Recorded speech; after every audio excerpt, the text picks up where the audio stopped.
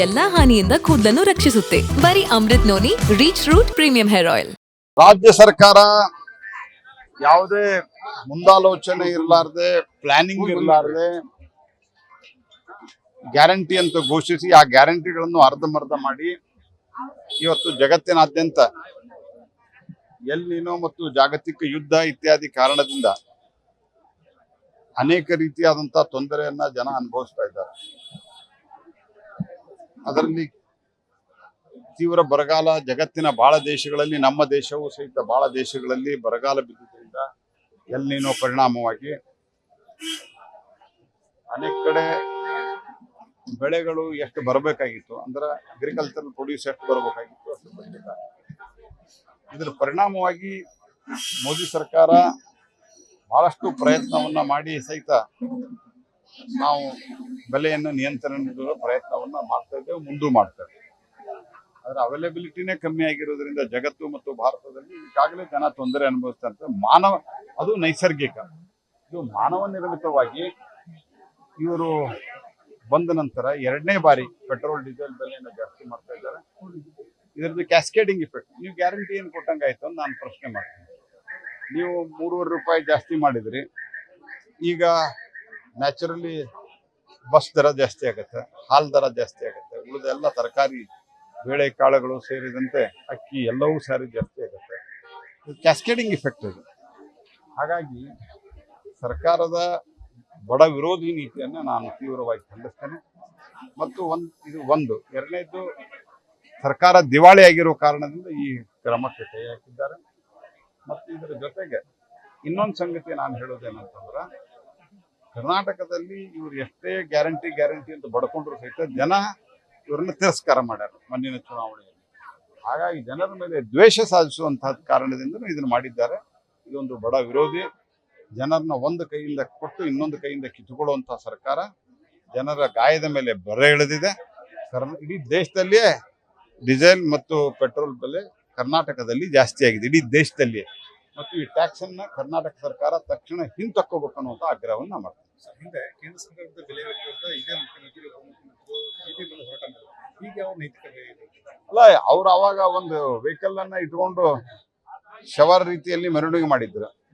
ಈಗ ಕಾಂಗ್ರೆಸ್ ಸರ್ಕಾರದ ಮತ್ತು ಕಾಂಗ್ರೆಸ್ ಪಾರ್ಟಿಯ ಶವ ಮೆರವಣಿಗೆಯನ್ನು ನಾವು ಮಾಡಬೇಕಾಗತ್ತೆ. ನಾವು ಇದನ್ನ ಹೋರಾಟ ಮಾಡ್ತೀವಿ, ತಕ್ಷಣ ಹಿಂತಕ್ಕೋಬೇಕಂತ ಆಗ್ರಹಿಸ್ತೀವಿ. ಹೌದೌದು, ಪ್ರತಿಭಟನೆಯನ್ನ ತೀವ್ರವಾಗಿ ಮಾಡ್ತೀವಿ. ಎಲ್ಲಾ ಕಡೆ ಪ್ರತಿಭಟನೆಯನ್ನ ಮಾಡ್ತೀವಿ, ಇಡೀ ರಾಜ್ಯಾದ್ಯಂತ. ಹೌದೌದು, ಸರ್ಕಾರ ದಿವಾಳಿ ಎದ್ದಿದೆ, ಸರ್ಕಾರ ಆರ್ಥಿಕ ಶಿಸ್ತಿಲ್ಲ, ರಸ್ತೆಗಳಾಗ್ತಾ ಇಲ್ಲ, ಮೇಲೆ ಇದು ಒಂದು ದೊಡ್ಡದಾದಂತ ಬರೆಯನ್ನು ಹಾಕಿದೆ. ರಾಜ್ಯ ಸರ್ಕಾರ ಯಾವುದೇ ಮುಂದಾಲೋಚನೆ ಇರಲಾರದೆ ಪ್ಲಾನಿಂಗ್ ಇರಲಾರದೆ ಗ್ಯಾರಂಟಿ ಅಂತ ಘೋಷಿಸಿ ಆ ಗ್ಯಾರಂಟಿಗಳನ್ನು ಅರ್ಧಮರ್ಧ ಮಾಡಿ ಇವತ್ತು ಜಗತ್ತಿನಾದ್ಯಂತ ಎಲ್ನಿನೋ ಮತ್ತು ಜಾಗತಿಕ ಯುದ್ಧ ಇತ್ಯಾದಿ ಕಾರಣದಿಂದ ಅನೇಕ ರೀತಿಯಾದಂತಹ ತೊಂದರೆಯನ್ನ ಜನ ಅನುಭವಿಸ್ತಾ ಇದ್ದಾರೆ. ಅದರಲ್ಲಿ ತೀವ್ರ ಬರಗಾಲ ಜಗತ್ತಿನ ಬಹಳ ದೇಶಗಳಲ್ಲಿ, ನಮ್ಮ ದೇಶವೂ ಸಹಿತ ಬಹಳ ದೇಶಗಳಲ್ಲಿ ಬರಗಾಲ ಬಿದ್ದಿದ್ದರಿಂದ ಎಲ್ನಿನೋ ಪರಿಣಾಮವಾಗಿ ಅನೇಕ ಕಡೆ ಬೆಳೆಗಳು ಎಷ್ಟು ಬರಬೇಕಾಗಿತ್ತು, ಅಂದ್ರೆ ಅಗ್ರಿಕಲ್ಚರಲ್ ಪ್ರೊಡ್ಯೂಸ್ ಎಷ್ಟು ಬರಬೇಕಾಗಿತ್ತು ಅಷ್ಟು ಬರಲಿಲ್ಲ.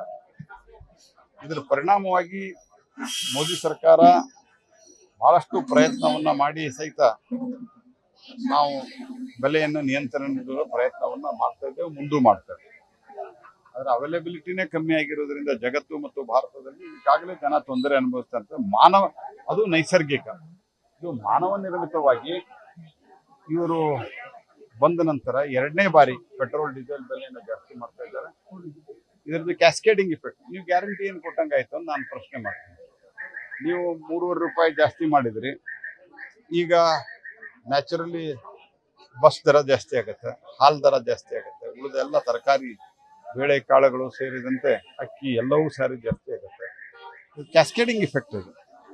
ಹಾಗಾಗಿ ಸರ್ಕಾರದ ಬಡ ವಿರೋಧಿ ನೀತಿಯನ್ನು ನಾನು ತೀವ್ರವಾಗಿ ಖಂಡಿಸ್ತೇನೆ. ಮತ್ತು ಇದು ಎರಡನೇದು, ಸರ್ಕಾರ ದಿವಾಳಿ ಆಗಿರೋ ಕಾರಣದಿಂದ ಈ ಕ್ರಮಕ್ಕೆ ಕೈ ಹಾಕಿದ್ದಾರೆ.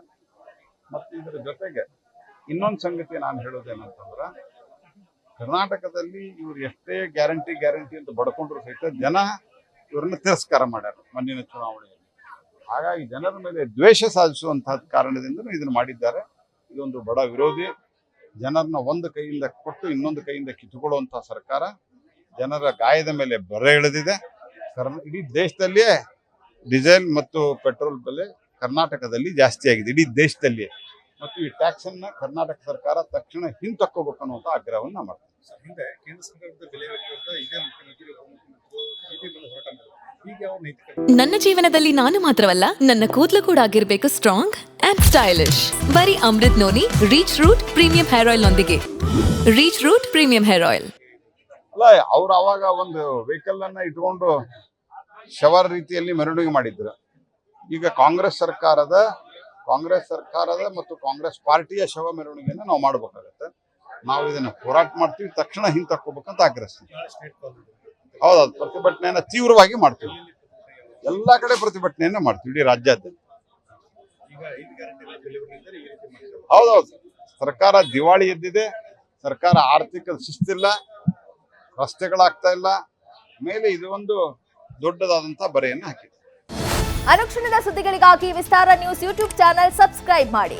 ಹೊಸ ಸುದ್ದಿಗಳ ನೋಟಿಫಿಕೇಶನ್ಗಾಗಿ ಬೆಲ್ ಐಕಾನ್ ಕ್ಲಿಕ್ ಮಾಡಿ. ಲೇಟೆಸ್ಟ್ ಅಪ್ಡೇಟ್ಸ್ಗಾಗಿ www.vistaranews.com ವೆಬ್ಸೈಟ್ಗೆ ವಿಸಿಟ್ ಮಾಡಿ. ಅಂಗೈಯಲ್ಲೇ ಜಗತ್ತಿನ ಸುದ್ದಿ ತಿಳಿಯಲು ವಿಸ್ತಾರ ನ್ಯೂಸ್ ಕನ್ನಡ ಆಪ್ ಡೌನ್ಲೋಡ್ ಮಾಡಿ.